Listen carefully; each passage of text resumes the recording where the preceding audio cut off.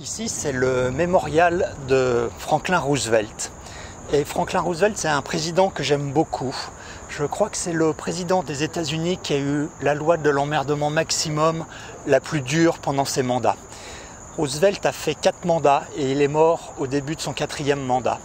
Et ça a été le président qui a eu à gérer la crise économique de 29, qui a été terrible, qui a jeté des millions d'Américains sur les routes pour trouver du travail. Pour juguler cette crise, il a créé le New Deal, qui était donc un investissement massif du gouvernement américain dans les infrastructures de routes, de ponts, d'usines. Et quand vous vous baladez aux États-Unis, de temps en temps, il y a des villages abandonnés, des ruines, qui sont les derniers témoignages du New Deal où les ouvriers construisaient des routes.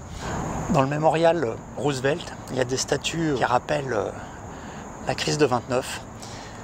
Et sa boîte des statues, on sent quand même toute la détresse des gens qui ont connu la pauvreté et le chômage.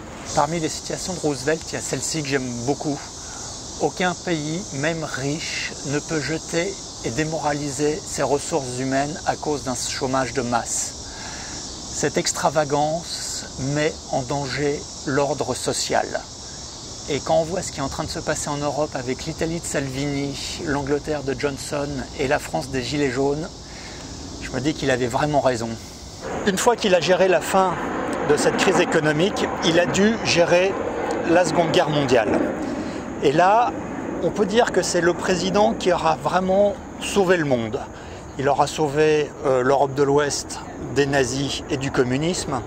Et il se sera également battu sur le front du Pacifique en évitant toute l'hégémonie japonaise dans le Pacifique. Il ne faut pas oublier que Roosevelt était un homme malade et qu'il a vécu toute la Seconde Guerre mondiale dans son fauteuil roulant.